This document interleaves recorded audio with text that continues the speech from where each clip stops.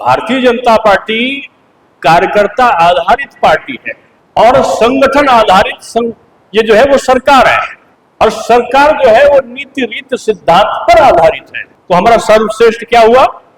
नीति रीत सिद्धांत। नीति रीत सिद्धांत कौन सा है? अंत्योदय। नीति सिद्धांत क्या है? हमारा एकात्म मानववाद दर्शन, सांस्कृतिक राष्ट्रवाद, जिसके आधार पर पार्टी का संचालन होता है। अब लोग बोलते हैं अरे भाई आप जा रहे हो, कितने पूर्व विधायक यहाँ पर दिखाई पड़ रहे हैं, कितने यहाँ पर बड़े बड़े पूर्व जिला अध्यक्ष दिखाई पड़ रहे हैं, आप उनको प्रशिक्षण दोगे? आपसे तो उम्र में ज्यादा होंगे बहुत सारे लोग। जो क्या होता है, मैं कभी टीचर था, पढ़ाने जाता था जब विश्वविद्यालय में, तो मैं पढ़ते हुए जाता था। कभी समय नहीं मिला तो गाड़ी के अंदर पढ़ने लगता था। मेरा ड्राइवर कहता था साहब आप तो इतने साल से पढ़ा रहे हो, आपके अंडर में तो बहुत सारी पीएचडी, मेरे अंडर में 25 पीएचडी 2 डीलिट था। तो उसने कहा कि आप फिर भी पढ़ते जाते हो। तो मैंने उसको एक चीज कही कि जो सतत अध्ययनशील विद्यार्थी बनकर रहता है वही शिक्षक हो सकता है। जो कार्यकर्ता लगातार जिसमें सीखने की भूख होती है वही श्रेष्ठ कार्यकर्ता हो सकता है। इसलिए इसमें जूनियर नहीं, इसमें सीनियर नहीं, इसमें कोई बड़ा नहीं, कोई छोटा नहीं। आज आप यहां बैठे हो, कल अचिन और अजय जी जो है मंच पर संचालित करते थे, तो पता चला कि राजेश जी पीछे बैठते थे। ये पार्टी की पद्धति है। कल मैं उप मुख्यमंत्री था, आज मैं दूसरे स्वरूप में देख रहा हूं। यहां पद से कोई नहीं हटाया जाता, यहां पद परिवर्तन, दायित्व परिवर्तन होता है। आप एक दायित्व को पूरा किया, दूसरी दायित्व की ओर अग्रसरित होता, वही भाजपा कार्यकर्ता है। और भाजपा कार्यकर्ता को लोग बोलते हैं कि ये दूसरी पार्टी से भिन्न है। एक साहब मुझसे कह रहे थे कि आप कहते हो कि राष्ट्र प्रथम है। मैंने कहा ये राष्ट्र हमारे लिए ईश्वर के समान है, भगवान के समान है। भगवान के समान है, हाँ। तो ये कार्यकर्ता कौन है? ये भगवान का पुजारी है। पुजारी क्या करता है? पूजा करने से पहले मंदिर को धोता है, धोने के बाद चंदन लगाता है, चंदन लगाने के बाद फूल चढ़ाता है, फूल चढ़ाने के बाद वो अपने टीका लगाकर घंटे को बजाकर ये शंखनाद करते हुए यह कहता है, हे ईश्वर मैं आपके सिर चरणों में हूं। उसी तरीके से जैसे वो बर्तन को मांजता है, जैसे वो मंदिर को धोता है, वैसे ये कार्यकर्ता राष्ट्र का मंदिर, ये राष्ट्र जो भारत मां है वो मेरे लिए देवता के समान है, देवी के समान है। उनका आराधन करने के लिए हम लोग तैयार हो रहे हैं, उनके आराधन के लिए हम लोग प्रशिक्षण प्राप्त कर रहे हैं, यानी हम कार्यकर्ता को मांज रहे हैं। ये कार्यकर्ता रूपी मंदिर को हम धो रहे हैं। ये कार्यकर्ता तैयार होकर जड़ता में, तभी वो दूसरी पार्टी के कार्यकर्ता से अलग होगा। मैं अभी लखीमपुर में था, तो लखीमपुर में मेरे पास संस्मरण मेरा जो कि एक लंबा दायरा रहा है, लंबा दायरा में मैं सीतापुर में बहुत आया हूं। मैं तो ऐसे कठिन दौर में आ रहा था। ये पुराने लोग तो अजय जी शायद जानते हो, या बहुत सारे लोग जो यहाँ पुराने हैं जानते होंगे कि हम लोग 37 दिन तक गाड़ियों पर चलते थे। लैया चना का झोला तैयार रहता था, रास्ते में खा लेंगे, कहीं सत्तू होगा तो पी लेंगे, लेकिन पार्टी का कार्यक्रम करेंगे, कहां से कौन आएगा कौन नहीं आएगा। जनसंघ का कार्यकर्ता शुरुआती दौर का इसी प्रकार से काम किया है। काम क्या है कि जब 1925 में राष्ट्रीय स्वयंसेवक संघ का जब जन्म हुआ, तो राष्ट्रीय स्वयंसेवक संघ के जन्म के समय ये व्यवस्था हुई कि हम कांग्रेस के साथ मिलकर राष्ट्रवाद का शंखनाद करते हुए देश को अंग्रेजों से मुक्त कराए। लोग कहते हैं ना कि राष्ट्रीय स्वयंसेवक संघ के कौन लोग थे? अरे भाई विचारधारा थी, राष्ट्र आराधन की विचारधारा थी, उसमें राजनीतिक दल नहीं था। स्वयंसेवक जो कोई घटना घटती थी तो सनातन की रक्षा के लिए दीवार बनकर खड़ा होता था, चाहे वो पाकिस्तान के बंगाल विभाजन के समय हो या कोई और घटनाएं घटी हो। संघ का स्वयंसेवक टोपी लगाकर निकल जाता था और उस राष्ट्र के भारतवासियों की रक्षा के लिए खड़ा हो जाता था और कांग्रेस को सहयोग करता था। क्यों?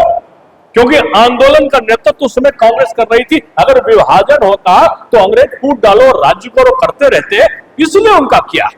लेकिन दुर्भाग्यपूर्ण अवस्था में क्या हुआ कि दुर्भाग्यपूर्ण अवस्था में महात्मा गांधी के बापू की हत्या हो गई और झूठा आरोप राष्ट्रीय स्वयंसेवक संघ पर लगा दिया गया। और यह आरोप लगाने के बाद लाखों कार्यकर्ताओं को गलत तरीके से उनको जेलों में डाल दिया गया। किसी भी राजनीतिक दल ने उसके खिलाफ आवाज नहीं उठाई। तब उस समय यह विचारधारा आया, ये तो तुष्टीकरण की पराकाष्ठा है। जो राष्ट्रवाद का संग ना करे वो जेल में है, जो तुष्टीकरण के लिए आगे बढ़े वो आज तख्ते ताउस पर बैठे मंत्री और विधायक को नहीं चलेगा। श्यामा प्रसाद मुखर्जी ने कांग्रेस मंत्रिमंडल से इस्तीफा दे दिया और पूज्य जो सरसंघचालक थे, हमारे द्वितीय पूज्य सरसंघचालक थे गुरुजी, उनसे जाकर वो मिले और यह हुआ कि किसी भी दल ने संसद में उठाया नहीं राष्ट्रीय स्वयंसेवक संघ के कार्यकर्ताओं पर और जनसंघ के राष्ट्रीय स्वयंसेवक संघ के कार्यकर्ताओं पर जो अत्याचार हुआ, किसी ने संसद में नहीं उठाया। इन राष्ट्रवादियों के लिए, इन सनातनियों के लिए बोलने वाला कोई नहीं है। तब दोनों के बीच विचार विमर्श हुआ और एक नए दल का 21 अक्टूबर 1951 को एक नए दल का गठन हुआ, जिसको अखिल भारतीय जनसंघ पार्टी का नाम दिया गया। और ये जनसंघ पार्टी का जो शुरुआती दौर था, अब लोग बहुत जानते हैं, ये सीतापुर तो गढ़ हुआ करता था। क्यों? सबसे पहले पूज्य दीनदयाल जी प्रचारक होकर यहां पर आए थे लखीमपुर। गोकर्ण नाथ पे उनका केंद्र हुआ करता था। अभी राजेश जी बता रहे थे, मेरी स्मृतियां जाग गई। मुझे ध्यान आता है कि मेरे पूज्य पिताजी से उनका संपर्क उसी 50 के दशक में हुआ और वो लखनऊ एक बिस्कुट वाला, उनके सदगुरु थे, उनके मित्र थे दीनदयाल जी के, वो सर पर रख के बिस्कुट बेचते थे। दीनदयाल जी का लखनऊ आना हुआ कि प्रश्न लगाएंगे, पत्रिकाएं निकलेंगी, राष्ट्र धर्म पाकिस्तान, वो कल्पना में था उनके। और वो लखनऊ आए, प्रचारक थे।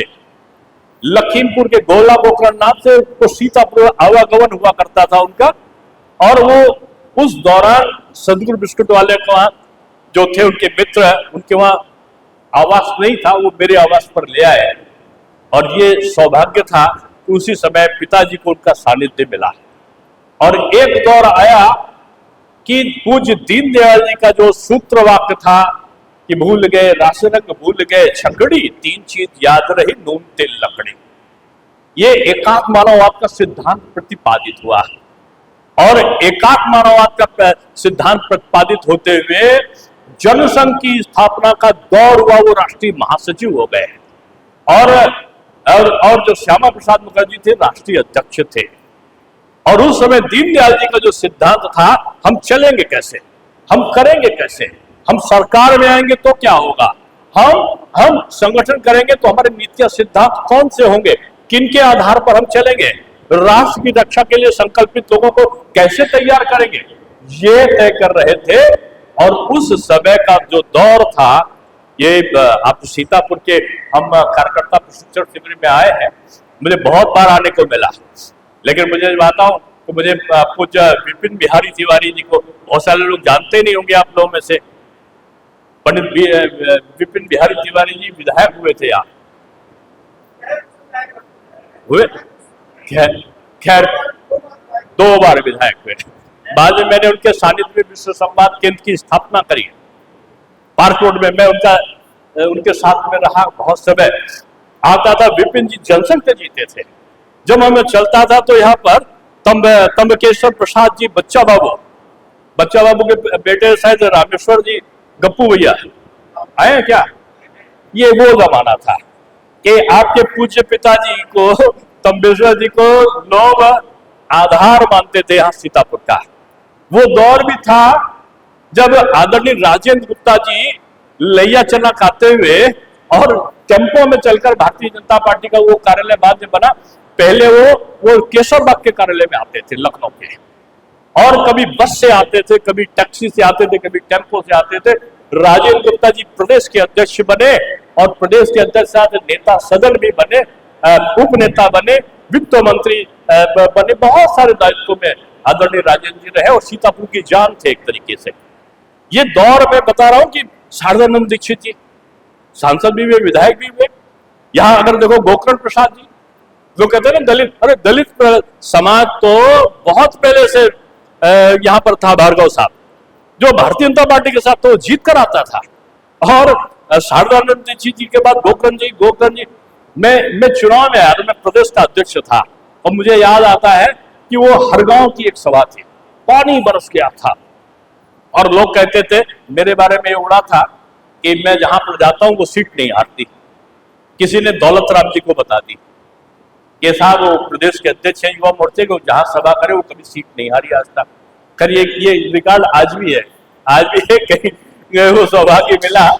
तो गुजरात का मैं प्रभारी था तो वो सगुन करते थे, जहां कभी नहीं जीते वहां भी दौरा लगा देते थे। तो मैं उस समय, उन्होंने कहा अचानक, किसी वरिष्ठ नेता की सभा थी, उसकी जगह उन्होंने कहा कि मेरी सभा लगा। मैं युवा मोर्चे का अध्यक्ष, मैं 23 साल में युवा मोर्चे का अध्यक्ष बन गया था, छोटा सा दिखता था विद्यार्थी वाला। अब मेरी सभा लगी, मैं आया गाड़ियों से। अब उसमें कार पे आना बड़ा रौबदार होता था लेकिन मेरे साथ बड़ा लंबा काफिला चलता था। जब मैं आया तो पानी बरस रहा था, चारों तरफ पानी, इतना जबरदस्त पानी था, सड़क में गड्ढा, गड्ढे में सड़क। उस दौरान में गया, देखा कई हजार लोग सभा में थे, तो मैंने चिल्ला के कहा, दौलत राम जी, तुम भारतीय जनता पार्टी की दौलत जो कार्यकर्ता है उसके बल पर जीत के जाओगे, कोई माइकल लाल तुम्हें हरा नहीं सकता। और जब चिल्ला के गया तो पता चला कि दौलत राम जी ऐसे लोग जीत गए। जनार्दन मिश्रा जी एक प्रतिमूर्त थे सभ्यता सौम्यता का, सांसद कई बार रहे। ये जो सीतापुर है ना, ये कार्यकर्ताओं की मेहनत का इतिहास रचने वाला है। चौधरी परागी लाल को कौन भूल सकता है, विधायक भी बने और यहाँ पे वो रहे। हालांकि भरत त्रिपाठी जी तो अभी भी सक्रिय होंगे, आए नहीं है, लेकिन भरत जी ऐसे लोग भी विद्यार्थी परिषद में काम करते थे। ये अलग विषय है कि वो थोड़ी दूर से रहे, लेकिन उस समय विद्यार्थी परिषद के तेजस्वी कार्यकर्ता के रूप में काम किया। बाद में भाजपा से एमएलसी बने। आज रामलाल राही जी आए, फिर चले गए थे, अलग विषय है, लेकिन बीजेपी में आए और आज उनके बेटे सुरेश राही आज मंत्री है। आए नहीं क्या? मंत्री का दायित्व ज्यादा हो जाता है, व्यस्तता भी ज्यादा होती है। तो गिरीश चंद्र मिश्रा जी को, मैं गिरीश जी को याद करता हूं तो गिरीश जी अटल जी के साथ के थे। या गिरीश मिश्रा जी को कौन कौन जानता है? जानने वाले लोग हैं। वो स्वदेश और 5 जन में अटल जी के साथ पत्रिका में काम किया उन्होंने। जो मैं कहना चाह रहा था, ये जो आपने चित्र लगाए हैं, ये चित्र आपके गौरवशाली इतिहास की यात्रा का दर्शन है। इसलिए जो लोग अपने पूर्वजों को भूल जाते हैं, इतिहास उन्हें माफ नहीं किया करता। हम लोग प्रशिक्षण के माध्यम से उनके पौरुष को याद करते हैं। और ये याद रखना, कोई आज दायित्व से मुक्त हो गया, आज मंडल का अध्यक्ष है, आज जिले का अध्यक्ष है, आज विधायक है, कल पूर्व हो गया, तो पूर्व नहीं होता, वो अभूतपूर्व होता है। और जान लो, ये भूत कहते हो ना, ये भूत है। अरे भूत जो है वो मंडराता है चारों तरफ। भूत जो है वो ज्यादा सक्रिय होता है, ये हमेशा जान लेना। और भूत का जो अनुभव है, भूतपूर्व का, जो वरिष्ठ लोगों का, वो अनुभव आपको आगे बढ़ाता है। इसलिए प्रशिक्षण का सीधा सा इतिहास का जो मैंने परिकल्पना की कि हमारा इतिहास आज इतना बढ़ता गया कि आज हमारे जो प्रदेश में 1,77,460 बूथ है। मैं बूथ का नाम लेता हूं तो मैं पहले बूथ अध्यक्ष था, फिर मध्य मंडल लखनऊ का मैं उपाध्यक्ष बना, उसके बाद नगर की कार्यकारिणी में विशेष आमंत्रित बना, फिर जाके मैं संगठन में विश्व हिंदू परिषद में रहा, हिंदू जागरण मंच में रहा, भारतीय शिक्षण मंडल में रहा, विद्यार्थी परिषद का अध्यक्ष रहा, उसके बाद विश्व संवाद केंद्र के साथ साथ धर्म कलयुग और अटेंशन पत्रिका के साथ जो भाऊराव सेवानाथ ट्रस्ट रहा उसमें रहा। रहते रहते हम लोग फिर प्रदेश के उपाध्यक्ष बने और प्रदेश उपाध्यक्ष के बाद 3 बार भारतीय जनता युवा मोर्चे के अध्यक्ष रहे और उसके बाद जाकर पर्यटन के चेयरमैन, फिर जो भारत की युवा नीति बनाई गई उसमें युवा नीति में रहा। राष्ट्रीय जो यूथ कमीशन था अटल जी का, उन्होंने उसमें मुझे बनाया। उसके बाद 11 साल तक मैं महापौर रहा और उसके बाद डिप्टी सीएम, उसके बाद राष्ट्रीय उपाध्यक्ष और राष्ट्रीय उपाध्यक्ष के बाद गुजरात का प्रभारी, हरियाणा, राजस्थान, बंगाल जो आज देख रहे हो, सारा घूमता घूमता उत्तर प्रदेश का उप मुख्यमंत्री के पद पर आया। मैंने कहानी सुनाई, ये मेरा वर्णन नहीं है, ये हर कार्यकर्ता की इसी प्रकार की कहानी है। हम बूथ से चलते हैं, वार्ड में आते हैं, वार्ड से चलते हैं, मंडल में आते हैं, मंडल से चलते हैं, नगर में आते हैं, नगर से चलते हैं, प्रदेश में आते हैं, और प्रदेश से सौभाग्य मिला तो राष्ट्रीय स्तर पर जाते हैं। ये हर कार्यकर्ता का एक वो है, बीजेपी में शॉर्टकट नहीं हुआ करता। ये अलग बात है, सरकार में आते हैं तो कभी कभी कुछ ऐसा लग जाता है कि इस प्रकार की होगी, लेकिन बीजेपी शॉर्टकट की पार्टी नहीं है, स्थायित्व की पार्टी है। और एक प्रश्न हर व्यक्ति ज्यादा पूछता है कभी कभी कि जो है हम लोग प्रशिक्षण पा रहे हैं, हमें कुछ प्रशिक्षण के बिंदु चाहिए कि जो नए लोग आते हैं और जो पुराने लोग हैं कौन महत्वपूर्ण है। दोनों महत्वपूर्ण है, दोनों में पुराने को छोड़ना नहीं है और नए को छूटने नहीं देना, भागने नहीं देना है। अब इसमें दायित्व किसका बड़ा है? दायित्व पुराने का बड़ा है। क्यों? आप आधार हो। जब गुरुजी से श्यामा प्रसाद मुखर्जी का वार्ता हुआ तो श्यामा प्रसाद मुखर्जी ने कहा कि जनसंघ नया नया है, गुरुजी विस्तार कैसे होगा? तो गुरुजी ने कहा कि देखो, नए लोगों को लाना होगा, जरूरी नहीं कि वो मेरी विचारधारा के हो, अब लाओ। तो उन्होंने कहा ठीक है, बहुत सारे लोग कांग्रेस के भी हैं जो आने को तैयार है। तो गुरुजी ने कहा ले आओ, लेकिन एक चीज याद रखना, वो जहां रहे होंगे वहां से उनकी विचारधारा उनके मन मस्तिष्क पर घूम रही होगी, और तुम्हारे पुराना कार्यकर्ता जहां है उसकी विचारधारा उसके मन में अडिग होगी। उनके बीच का सामंजस्य बनाना होगा।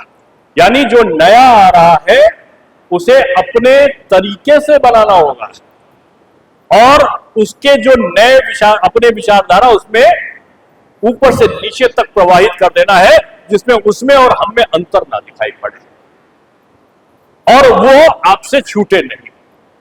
लेकिन एक चीज याद रखना, कहीं उसकी विचारधारा आप में ना आ जाए और आप उसकी विचारधारा की तरह आचरण करने लगो, इसकी सावधानी आपको रखना है। तो आज मैं जो कहना चाह रहा था वही, विस्तार के लिए नया जरूरी है, लेकिन नए के लिए यह जरूरी है कि आप उसको अपनी तरह बनाओ। इसलिए पुराने का दायित्व तो ज्यादा हो गया, इसका मतलब ये नहीं कि पुराने को हम नजरअंदाज कर दें। पुराना कार्यकर्ता जैसे कहते हैं ना कि उसको हम अभ्यास करा रहे हैं, अभ्यास का मतलब नहीं है, कहते हैं करत करत अभ्यास के जड़मत होत सुजान, रसरी आवत जातते सिल पर परत निशान।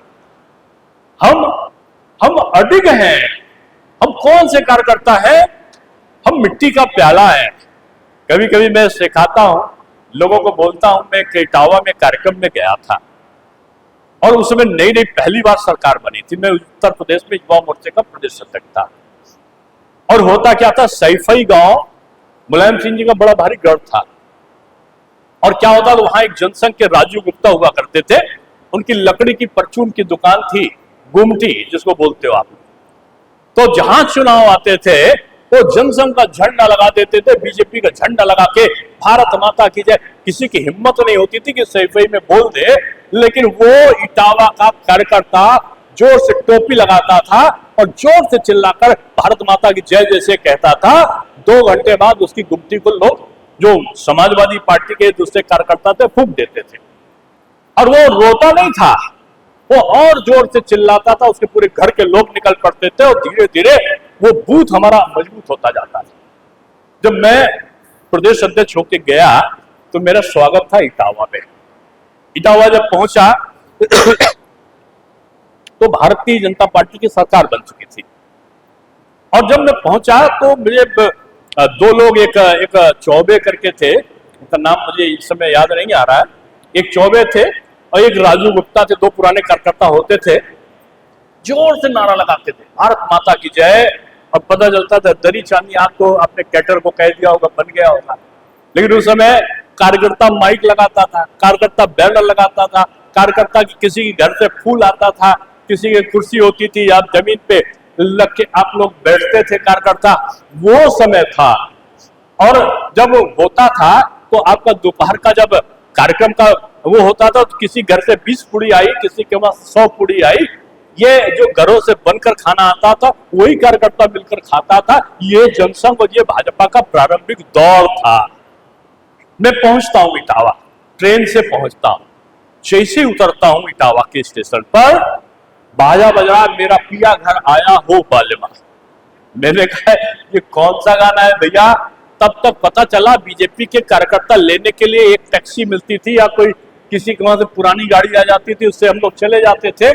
उस दिन मैंने देखा कि नई नई लंबी लंबी उसमें कंटेसा चला करती थी और एनी लंबी लंबी काली काली गाड़ियां और सारी आई हुई थी। मैंने क्या समझू, तब तक देखता हूं रेबन का चश्मा, बड़े से बाल, पूरा जीन्स और लंबा सा जूता लगाए हुए, जॉकेट पहने हुए 8-10 लोग आते हैं। दिनेश शर्मा जिंदाबाद, दिनेश शर्मा जिंदाबाद। और पता भी नहीं चलता कब मैं किसके कंधे पर चला गया। चलते चलते चलू सैकड़ों गाड़ियों का निकलता हुआ, और निकलता हुआ जब पहुंचता है तो मंच पर जब मैं पहुंचता हूं तो पुराने लोग मुझे दिखे नहीं। वो पीछे मैं देखता हूं, अरे ये तो राजू गुप्ता है, ये विपिन चौबे, ये तो लोग पीछे क्यों हो? वो बोले साहब, डॉक्टर साहब पहले ये बताओ मैं कौन हूं? मैंने कहा राजू तुम बीजेपी के कार्यकर्ता हो जो हर बार हमारे पास आते थे, तुम ही तो बैनर लगाते थे, तुम ही तो झंडा लगाते थे, तुम ही तो मेरे कार्यकर्ता हो। बोले नहीं, आपको पता है मैं 750 रुपए तनख्वाह पाता हूं, 500 रुपए आप आ रहे हो, उसका बैनर जो पीछे लगा मैंने लगाया। हमारा बेटा बीमार था, उसके लिए दवा नहीं लाया, आपके लिए पलंग बिछाता रहा ये जो तो चौबे है, और हम लोग ये दरी बिछाते रहे। और आज जब मंच पर बैठने की बात आई, आपका मैं पदाधिकारी होने के बाद मैं पीछे बैठा, और वो लोग जिनके बारे में आप भाषण करते थे वही लोग हैं जिनकी गाड़ी में बैठकर आप आए। मैं सन्नाटा हो गया, ये क्या हो गया? तो तब तक लोगों ने कहा रामू चौबे था, तब तक लोग वहां के चिल्लाए रामू रामू बैठ जा बैठ जा बैठ जा। रामू खड़ा हो गया, नहीं बैठूंगा। डॉक्टर साहब आपको बताना होगा कि कार्यकर्ता और चमचे में अंतर क्या होता है। बड़ा अजीब बात। तब तक एक कार्यकर्ता ले आया, चम्मच डाला हुआ मिट्टी का कुल्हड़ होता है, कुज्जा, उसमें चाय थी और चीनी मिलाने के लिए एक चम्मच भी डाला हुआ था। वो हड़बड़ी में भाई साहब पहले चाय पी लीजिए, चाय पी लीजिए। तब तक वो कुल्हड़ गिर गया, मिट्टी का प्याला गिर गया, और मिट्टी का प्याला वो कच्ची जमीन थी उसी में समाहित हो गया। तब तक उसने दौड़ के उस जो स्टील का चम्मच था उसको निकाला, पूछा और दूर से प्याले में डाल दिया। मैंने कहा राजू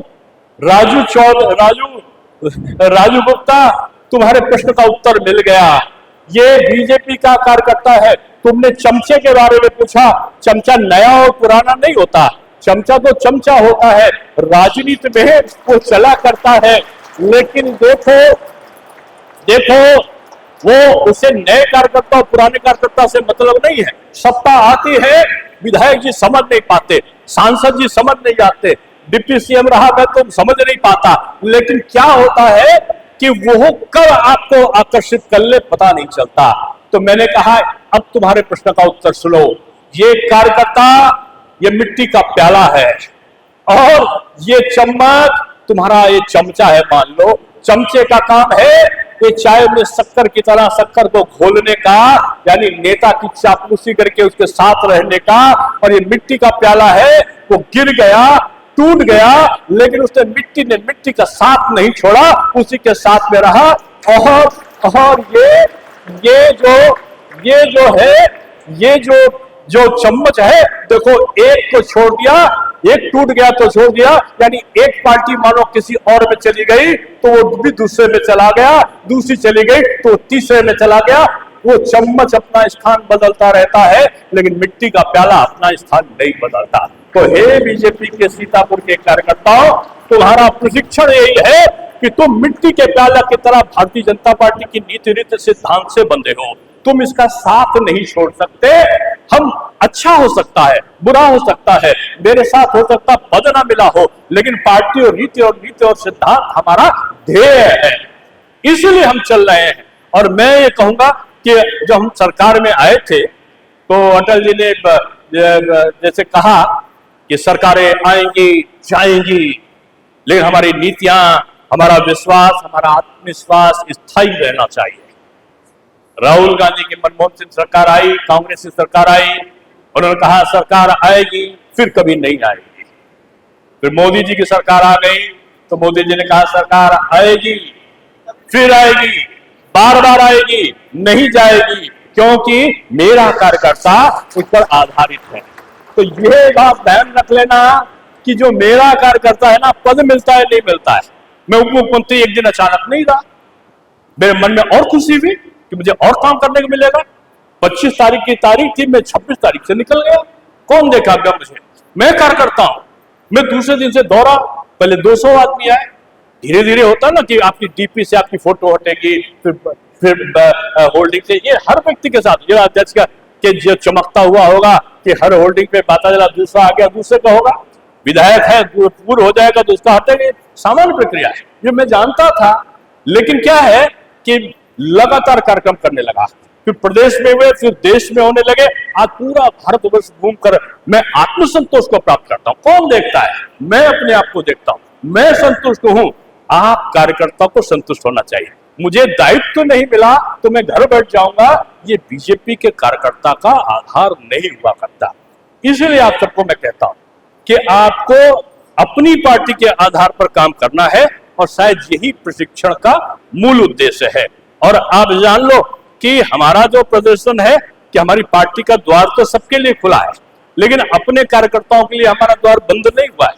और मैं जो कहना चाहता था कि हम एक ऐसी पार्टी से आए हैं जिस पार्टी की इतिहास बड़ा पुष्ट और बलिष्ठ रहा है। हमारा 21 अक्टूबर को हमारा 1951 में जन्म हुआ। 1952 में हम जनसंघ ने चुनाव लड़ा लोकसभा का, और 3 सीटें हमने जीत ली।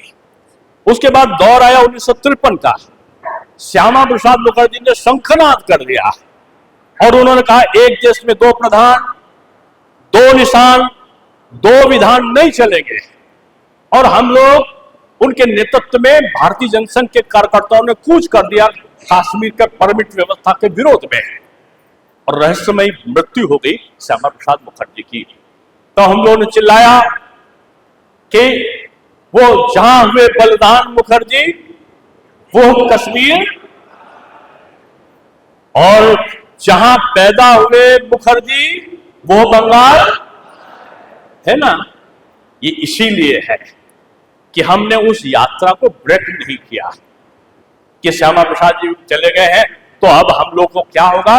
दीनदयाल जी ने कमान संभाली, दीनदयाल जी के बाद अटल जी ने कमान संभाली, अटल जी के बाद आडवाणी जी ने कमान संभाली, और आडवाणी जी के बाद राजनाथ सिंह जी ने, वेंकैया नायडू ने, जना कृष्णमूर्ति ने, बंगारू लक्ष्मण जी ने, कुशाभाऊ ठाकरे जी ने अलग अलग समय पर कमान संभाली। यानी भारतीय जनता पार्टी कार्यकर्ता आधारित है। और उसके बाद का जो समय आया 1954 का, लोग कहते हैं स्वतंत्रता के लिए क्या किया, गोवा आंदोलन चला मुक्ति का, और गोवा मुक्त आंदोलन जनसंघ के और राष्ट्रीय स्वयंसेवक संघ के कार्यकर्ताओं के माध्यम से पुर्तगालियों से गोवा मुक्त हुआ, और तमाम लोग शहीद हुए हमारे। और उसके बाद 1954 में सांस्कृतिक राष्ट्रवाद का दौर चला। 1958 में नेहरू जी ने एक बेरूवारी आंदोलन जनसंघ ने चलाया। नेहरू जी का नून समझौता हुआ था तो जनसंघ ने विरोध किया। और 1959 में लोग कहते हैं ना कि भारतीय जनता पार्टी आज किसके करीब है किसके दूर है। चीन के खतरे को भारतीय जनता पार्टी ने 1959 में कहा, और तिब्बत मुक्ति आंदोलन जनसंघ ने चलाया। और उसके बाद का जो दौर आया 1964 में, आज हम कहते हैं कि आज ये परमाणु बम के बारे में हम लोग कहते हैं कि परमाणु बम का जो विस्फोट है वो अटल जी ने 1998 में किया, लेकिन उसके पहले जो इसको पारित किया था वो 1959 में पारित किया था कि हम परमाणु का शक्ति को बढ़ाएं। और वो दौर चलते चलते 1965 का दौर आया, यानी 1964 में पास किया था परमाणु बम का, और उसके बाद 1965 का दौर आया। और 1965 का दौर में ये पाकिस्तान की सीमाओं के विस्तार के लिए गुजरात का बहुत बड़ा समुद्री क्षेत्र है कच्छ, जो रेगिस्तान कच्छ का जानते हैं, तो उस कच्छ को पाकिस्तान को दिया जाने वाला था।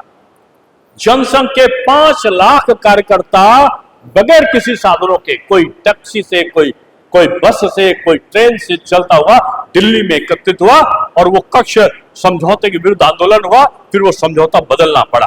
1966 में लाल बहादुर शास्त्री ऐसे सौम्य प्रधानमंत्री बने, ताशकंद का समझौता हुआ, उनका रहस्यमय मृत्यु उनकी भी हुई। 1967 का दौर आया। ये 1967 का दौर जब मैं बात कर रहा था ना, राजेंद्र गुप्ता जी की बात कर रहा था, सदानंद दीक्षित जी की, और बहुत सारे लोगों की बात कर रहा था, ये उन लोगों का प्रभुत्व वाला। विपिन बिहारी जी भी तभी जीते थे। तो वो दौर आया कि जब उत्तर प्रदेश में एक संवित सरकार बनी, बिहार, उत्तर प्रदेश, पंजाब में अकालियों के साथ में बनाया, और रामप्रकाश गुप्ता जी हमारे उप मुख्यमंत्री बने, और उनके पास में उद्योग और शिक्षा इस सब विभाग थे। और उसके बाद का जो दौर चला कि ये मैं बताना चाह रहा था कि ये जो 1967 का जो दौर था, आपको ताजुब होगा कि रामप्रकाश गुप्ता जी, गंगा भगत सिंह जी और ये विपिन जी भी थे उसमें, और उनके साथ साथ माधव बाबू का भी चित्र लिखा था, माधव बाबू, ये तमाम लोग जा रहे थे समर्थन देने के लिए। अब आप समझ लो, कार नहीं थी उन लोगों के पास में। जब कार नहीं थी तो टैक्सी, टेम्पो मंगाया गया, जो उसको कहते थे तीन वाला, उस टेम्पो में बैठकर वो राज्यपाल के वहां जाकर उन्होंने सरकार का समर्थन किया। और उसके बाद ये इत्तेफाक था कि उस समय मेरे पिताजी ने कार दे रखी थी पार्टी को, तो लौटते समय वो उस कार से लौट कर आए, जो आज प्रेरणा स्थल पर आप जाओगे तो वो प्रेरणा स्थल लखनऊ बना है, तो वो अटल जी उससे कार चलते थे, तो वो कार आज वहां पर म्यूजियम में रखी हुई है, तो उससे लौटे। यानी साधन संसाधन के अभाव में भी वो किस प्रकार चले, पार्टी के लोग विचलित नहीं हुए। और 1968 में पूज्य दीनदयाल जी की मृत्यु हो गई। पार्टी को लगा अब क्या होगा, अटल जी आए, पार्टी फिर से बढ़ी, और बढ़ते बढ़ते जेपी आंदोलन हुआ। संघ और भारतीय जनता पार्टी के बहुत सारे कार्यकर्ता जेलों में गए। मुझे इसलिए याद है कि मैं शायद 10 साल का रहा होगा, 9 या 10 साल का रहा होगा, 75 की बात है। मेरे पिताजी को कहा गया था कि आप भूमिगत होके जो लोग जेल में जाए, उन जेल में जाने वाले लोगों को आपको मदद पहुंचानी है, यानी आपको अरेस्ट नहीं होना है। बहुत सारे जनसंघ के लोग अरेस्ट हो रहे थे, एकदम उन्माद था, कांग्रेस के खिलाफ एक जन आंदोलन था। और अचानक पता चला कि मेरे छोटे से घर पे चारों तरफ पुलिस ने घेर लिया, और घेरने के बाद वो आए, छज्जे पे मेरी माँ खड़ी थी और मैं पास में खड़ा था। उनका बताओ कहाँ है, नहीं पता चला तो मुझे पैर से उल्टा करके छत के नीचे लटका दिया कि नहीं बताओगे तो लड़के को मार डालेंगे। उनका नहीं बताएंगे तो मार डालो। तब तक पड़ोस में एक त्रिलोकीनाथ जी रहते थे, कार्यकर्ता थे, नाई समझते थे, लेकिन कार्यकर्ता थे। हमारे वहां जाति पात नहीं हुआ करती थी। वो दौड़े दौड़े आए, बोले किसको चाहिए, केदारनाथ जी को। अरे केदारनाथ जी तो सामने खड़े वहां सड़क पे, ओ दिखाता हूं। अब एक पड़ोसी संघ का स्वयंसेवक, जनसंघ का कार्यकर्ता दूसरे कार्यकर्ता के परिवार को बचाने के लिए कह रहा है, आओ इनको छोड़ो, मैं बताता हूं कहां है। और उनको ले गए सड़क पर। विद्यार्थी परिषद के एक कार्यकर्ता हुआ करते थे, केदारनाथ श्रीवास्तव, उनको आवाज लगा के बता रहे, केदार इधर आओ। केदार आ गए, बोले भैया इनको ले चलो, यही केदारनाथ श्रीवास्तव, केदारनाथ जी हैं, यही है, इनको लेने के लिए तुम आए, चलो इनको ले चलो। तो बोले कहां चलना है, कहले जेल जाना है, जनसंघ के कार्यकर्ता हो तुम? बोले हाँ मैं जनसंघ का कार्यकर्ता हूं, मुझे कोई डर नहीं तुम्हारा, तुम्हारी सरकार का, कांग्रेस का, मैं जाऊंगा। लेकिन चलने लगे, बोले त्रिलोकीनाथ जी आप यही रह जाओगे? त्रिलोकी जी बोले नहीं, कैसे रह जाऊंगा, रुको अपना अंगोछा ले आओ, फिर तुम्हारे साथ चलता हूं। और दोनों हंसी हंसी करते हुए जेल जाके 19 महीने की जेल को काटा। ये बीजेपी का कार्यकर्ता होता है, ये जनसंघ का कार्यकर्ता होता है। आज ये पोपो बस्ती भी गाड़ियां चल रही है ना, ये कार्यकर्ताओं के पसीने पर चली हुई गाड़ियां, ये सरकारें जो लगातार बन रही पूरे देश में, ये बीजेपी के एक एक छोटे छोटे जनसंख्या कार्यकर्ताओं की मेहनत का फल है। इसलिए इसको इतने उसको जरा सी नाराजगी में कभी जाने मत देना। ये सपा, ये बसपा, ये बाकपा, ये भाकपा, ये आप, ये पाप, ये देश को तोड़ने वाली शक्तियां हैं। ये देश को तोड़ने के लिए आएंगी। कभी झूठे फर्जी नाम से कॉकरोच पार्टी बना देंगी, कभी ये कोई और आंदोलन शुरू कर देंगी, कभी ये उद्योगपतियों का हड़ताल करा के तोड़फोड़ शुरू करा देंगी, कभी ये किसी प्रकार विदेशी धन से ये विदेशों से आए हुए पैसे से केवल एक ही लक्ष्य है, मोदी ना रहे। ये कांग्रेस चाहती मोदी ना रहे, सपा बसपा भाकपा चाहती कांग्रेस ना रहे, ये अमेरिका चाहता, ये चीन चाहता है ये मोदी ना रहे, कार्यकर्ता चाहता है मोदी रहे, क्योंकि मोदी रहेगा तो ये देश रहेगा। इसलिए ये पिक्चर नहीं है। मैं राजनीतिक पॉलिटिकल भाषण नहीं दे रहा हूं, मैं तथ्यों को आपके सामने रख रहा हूं। ये तथ्य है जिनके लिए आपको 2027 के चुनाव में खड़े होना है, क्योंकि ये तपस्या का फल है, ये व्यक्ति विशेष का आग्रह नहीं है। ये 75 में जब कहा ना कि जनता पार्टी बन गई, जनसंघ विलय कर गया, अटल जी विदेश मंत्री बन गए, अडवाणी जी मंत्री बन गए, संभवतः गृह मंत्री बन गए, और उस दौर में सूचना प्रसारण मंत्री बने थे पहली बार, तो उस दौरान पे अचानक चिल्लाने लगे ये तमाम ये समाजवादी और दूसरे लोग कि दोहरी सदस्यता नहीं चलेगी, जनसंघ को के जो पार्टी से आए लोग हैं उनको राष्ट्रीय स्वयंसेवक संघ से संबंध खत्म करना पड़ेगा। तो पार्टी ने कहा मैं तुमसे ही संबंध खत्म कर लूंगा, संघ हमारी मात्र है, हमारी मां है, और मां से बच्चा अलग नहीं होता, इसलिए मैं तुम्हारा साथ छोड़ता हूं। और अलग हटके ये भारतीय जनता पार्टी 1980 में भारतीय जनता पार्टी का जन्म हुआ।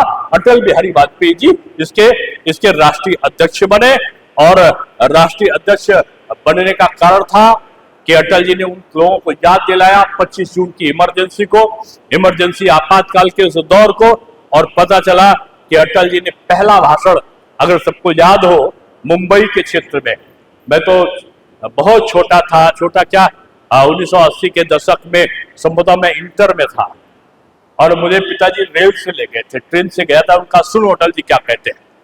अटल जी ने उस अधिवेशन में कहा अंधेरा छटेगा, कांग्रेस का अंधेरा हट गया, सूरज निकलेगा, बीजेपी की सरकार आ गई, कमल खिलेगा, मोदी रूपी कमल खिल गया।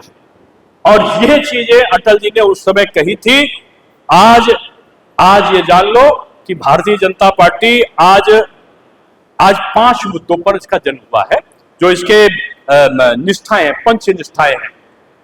लोग कहते हैं ना गांधी जी, हमारी जो पंच निष्ठाओं में जो आज शोषण मुक्त समाज की परिकल्पना है वो गांधीवादी दृष्टिकोण है, नंबर 1।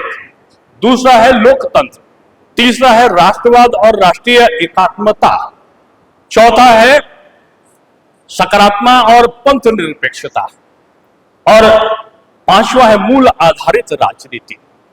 ये नहीं कि डीएमके के साथ चुनाव लड़ा कांग्रेस ने, और जैसे ही टीवीके की सरकार बनी कांग्रेस ने मारी लात, जो स्टालिन था, उदयनिधि था, और चले गए टीवीके के साथ में। नहीं, बीजेपी की मूल आधारित राजनीतिक सिद्धांत पर चलने का है। अब ये सारा दौर चला, एक दौर आया 1990 का, और 1990 का वो दौर था कि उस दौर में जो पास हुआ था 89 में, जो एक पालमपुर में एक प्रस्ताव हुआ कि श्री राम जन्मभूमि मंदिर के निर्माण के लिए आंदोलन करेंगे, और 1992 का दौर चला कि वो ढांचा गिरा। अडवाणी जी के नेतृत्व में 1990 में सोमनाथ की यात्रा निकली, और लाखों लोग, ये मोदी जी उसके संचालन करता थे, और दौर करता था, पूरा देश भाजपा में बन गया।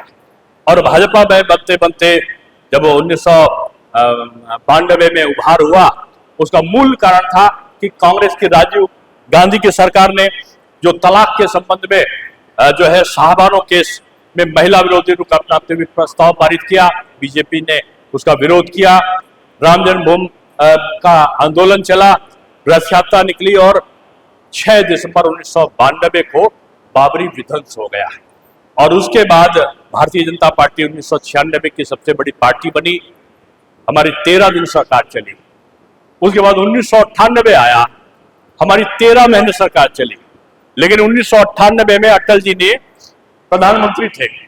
ये मेरा सौभाग्य था कि मैं 1996 से लेकर और उनके आखिरी चुनाव तक मैं उनके चुनाव की संचालन समिति में था।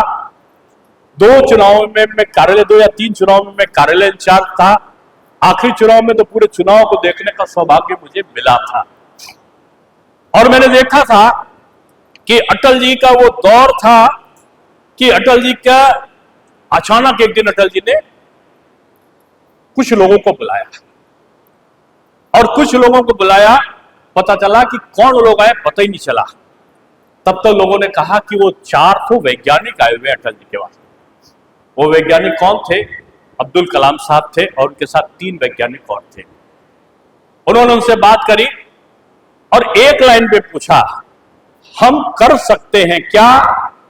उन्होंने कहा कर सकते हैं।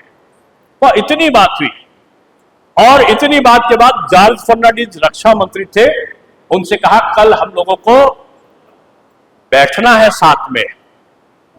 और पता चला तब तक अचानक पूरे देश में एक खबर उड़ गई कि राजस्थान में भूकंप आ गया है। कुछ क्षेत्र में जहां पोखरण वाला था ना, पोखरण में, और वहां बहुत सारा लोग उस भूकंप के कारण, वो तूफान के कारण लोग प्रभावित हो रहे हैं। और पता चला वो भूकंप में धड़ाधड़ 3 विस्फोट हो गए। पूरी दुनिया नहीं जान पाई, पूरा भारत नहीं जान पाया और 3 विस्फोट हो गया। तब तक ये सूचना पहुंचते पहुंचते दूसरे दिन अमेरिका के CIA ने खबर लगा ली कि भारत ने तो विस्फोट कर दिया है। वो अटल जी को जब तक फोन लगावे तब तक दूसरा दिन सुबह 9 बजे धड़ाम धड़ाम धड़ाम एक साथ कई परमाणु के विस्फोट दूसरे दिन भी हो गए और पूरे देश में चिल्लाए। अटल जी टेलीविजन पर आए और उन्होंने कहा कि हम परमाणु युक्त शक्ति बन चुके हैं दुनिया की। और एक चीज कार्यकर्ता ध्यान रखना, उन्होंने अपने कार्यकर्ताओं से कहा एक चीज ध्यान रखना, पूरी दुनिया हमारे खिलाफ हो जाएगी लेकिन हम कष्ट में रहेंगे। जैसे आज मोदी जी ने कहा कि हम कोल्ड ड्रिंक की जगह पे हम लोग सेब का रस, मौसम्बी का रस, गन्ने का रस पिए, तो इससे क्या होगा कि जो हजारों करोड़ रुपए की व्यवस्था कि ये पेप्सी कोला और कैंपा कोला और तमाम चीज में जाती है, ये जो पेप्सी और कोक में जाती है, वो चीजें जो है वो पैसा बच जाएगा विदेशी मुद्रा। और गांव के लोगों को, गांव का गन्ने का किसान को गन्ने के रस के कारण, मौसम्बी के कारण, पपीता के कारण और तमाम सेब के रस के कारण उनको रोजगार मिल जाएगा। अटल जी ने भी यही कहा। उन्होंने कहा कि विश्व हम पर प्रतिबंध लगाएगा लेकिन हम स्वदेशी का अपनाएंगे, कष्ट को सहेंगे लेकिन देश को मजबूत और महान बनाएंगे। अटल जी की सरकार 1998 में इन कांग्रेसियों के षड्यंत्र के बलि चढ़ गई और एक वोट से अटल जी हार गए।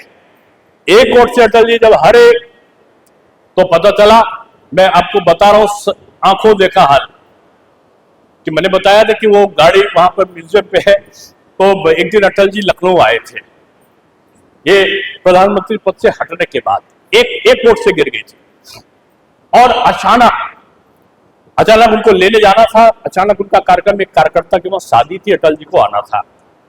अटल जी आए, हम लोग हवाई अड्डे में प्रदीप भार्गव हुआ करते थे, वो और मैं गया था, केवल 2 लोग गए थे लेने के लिए। अब हम लोग वहां पहुंचते हैं, अटल जी आएंगे, अटल जी आ गए तो 2-3 कार्यकर्ता और आ गए। तो उन्होंने कहा मैं पहले लॉन्च में बैठूंगा। तब तक देखा कि 150 कार्यकर्ता और दिखाई पड़े। वो किस पार्टी के थे पता नहीं। उन्होंने कहा ये कौन लोग हैं, पूछ क्या हो? तो लोगों ने कहा चंद्रशेखर जी आने वाले हैं, पूर्व प्रधानमंत्री, उनके बलिया के कोई कार्यकर्ता की शादी है, उसमें आने वाले हैं। अटल जी पूर्व प्रधानमंत्री रुक गए। उन्होंने कहा चंद्रशेखर, मैं यहाँ का सांसद हूं, चंद्रशेखर जी आ रहे, मैं उनका स्वागत करूंगा। और फूल का गुलदस्ता जो मैं उनके लिए लाया था वो लेकर खड़े हो गए। कितना महान व्यक्ति। तब तक चंद्रशेखर जी आ रहे, दूर से देख रहे हैं, दूर से। हम लोग तो छोटे से कार्यकर्ता पीछे खड़े देख रहे हो क्या रहा महान लोगों का। वो दूर से चिल्ला रहे गुरुदेव गुरुदेव, अटल जी कहे चंद्रशेखर जी दोनों के बाहें फैली और दोनों गले लगे, जैसे लगा कि राम जी का और भरत का मिलन हो रहा हो। तब तक मुझे ताज्जुब कह रहे, ये तो लोग लड़ाई करते हैं इतना संसद के अंदर और ये आज ऐसा कर रहे हैं। चंद्रशेखर जी भरे गले से बोले, गुरुदेव आप एक वोट से हार गए। अरे अपने इस चेले को आदेश कर देते, 15-20 नहीं 50 लोग अब तो चरणों में डाल देता। अटल जी ने कहा चंद्रशेखर जी हम बीजेपी वाले हैं, हम सिद्धांतों को नहीं बदला करते हैं। सरकारें आएंगी जाएंगी और देख लेना हम पूर्ण बहुमत से यही कमल खिलेगा और पूर्ण बहुमत से हम आएंगे। अब ये इतना किस्सा तक तो हुआ। उसके बाद उनका आप कैसे आओ, बोले मैं बलिया के कार्यकर्ता की शादी है गोमती नगर में। अटल जी ने कहा मेरे कार्यकर्ता के वहां शादी है विकास नगर में। चंद्रशेखर जी ने कहा मुझे आपसे कुछ बात करना है। अटल जी ने कहा चंद्रशेखर जी इसका एक ही उपाय है, क्योंकि लौट कर भी मुझे वापस जाना है, टाइम नहीं मेरे पास। आप मेरी गाड़ी में आ जाओ, मैं पहले आपके कार्यकर्ता के वहां चलूंगा क्योंकि वो लखनऊ में रहता, वो भी मेरा वोटर होगा, यानी मैं अपने मतदाता के वहां चलूंगा, उसके बाद आप मेरे कार्यकर्ता के वहां चलेंगे। दो बड़े नेता विपक्ष के भी कैसे मिल रहे हैं और एक दूसरे के वहां जा रहे हैं। ये भारत का लोकतंत्र रहा है, भारतीय जनता पार्टी की नीतियां ये रही हैं। इसलिए मैं कहता हूं कि आज जब प्रधानमंत्री जब मोदी जी के रूप में देखता हूं तो कहीं अटल जी दिखते हैं, तो कहीं दीनदयाल जी दिखते हैं, कहीं दीनदयाल जी का जो गरीबों को उठाने वाला वो दिखता है, तो लगता है ये जो 25 करोड़ 26 करोड़ लोग गरीबी से रेखा से ऊपर उठे हैं, तो यही तो दीनदयाल जी का सिद्धांत था। जब सड़कें बनी हुई दिखाई पड़ती हैं तो यार यही तो अटल जी का भारत को जोड़ने का, ये जो एक दूसरे को जोड़ने का जो सिद्धांत था, उनके प्रधानमंत्री सड़क योजना वही तो है। ये जब हम जाति पात के बंधन से उठ के पाकिस्तान को जवाब देते हैं तो लगता है वही रौद्र रूप मोदी जी में अटल जी का आ गया है, आडवाणी जी की दृढ़ता आ गई है।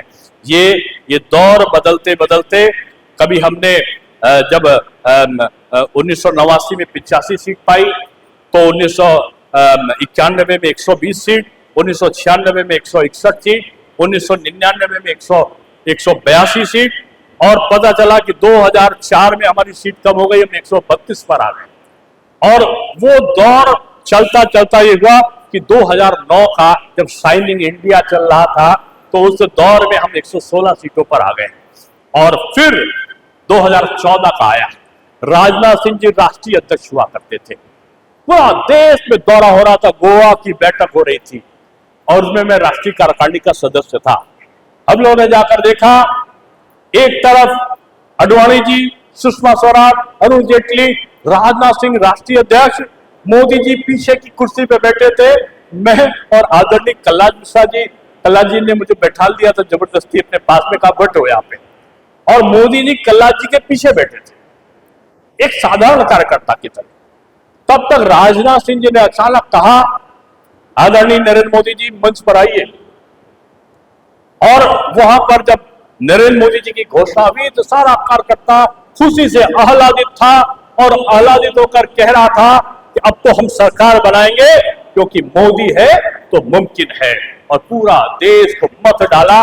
2014 में हमने 282 सीट पाई, 2019 में हमने 303 सीट पाई, 2024 में भी हम सबसे बड़ी पार्टी रहे और एनडीए के साथ हमने 240 सीटों को बनाया।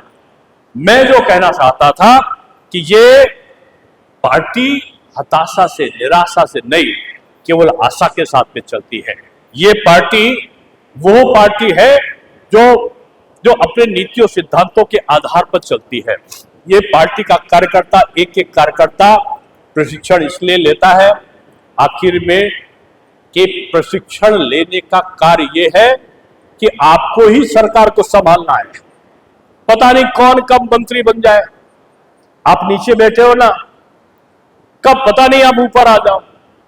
मैं कभी ऊपर बैठता हूं तो बड़ा डरा रहता हूं। एक बार मेरा अमेरिका में एक यूनिवर्सिटी में मेरा भाषण हुआ, पूरी दुनिया के लोग आए थे। उसके बाद मैंने उनसे कहा, डॉटमत में था, कि मुझे वहां पर ले चलो जहां शिकागो है। शिकागो में मैं गया तो मैंने वहां पूछा कि दीनदयाल जी का विवेकानंद जी का भाषण कहां पर हुआ था। उन्होंने उस कमरे को दिखाया। मैंने कहा ये क्या बात उसमें जरूरी थी, तो उन्होंने आखिरी उदाहरण है आपका, बस 2 मिनट में समाप्त करता हूं।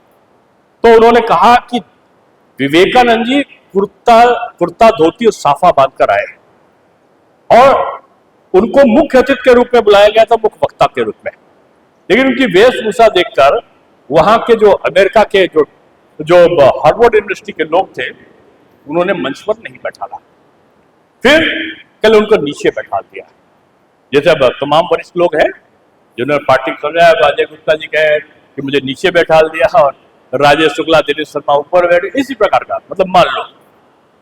तो वो व्यक्ति गया जिसने कार्यक्रम किया था, उसने कहा कि स्वामी जी आप इतने वरिष्ठ और इतने अच्छे वक्ता हो, आपको नीचे बैठा दिया और आपसे कम विद्वान लोग ऊपर बैठे। हालांकि यहां मुझको छोड़ के बाकी सब विद्वान हैं, मेरे ऐसा व्यक्ति ऊपर बैठा जो कम जानकारी वाला, और इतने ऐसे आप जैसे विद्वान लोग नीचे बैठे। विवेकानंद जी ने जब ये कहा विवेकानंद जी से, तो विवेकानंद जी ने जो एक बात कही वो सुनने वाली है। उन्होंने कहा कि देखो मैं नीचे संतुष्ट हूं, जो नीचे है ना उसके पास अवसर है ऊपर जाने का, और जो ऊपर है जरा सा गड़बड़ करोगे उसको नीचे आने में देर नहीं लगेगी।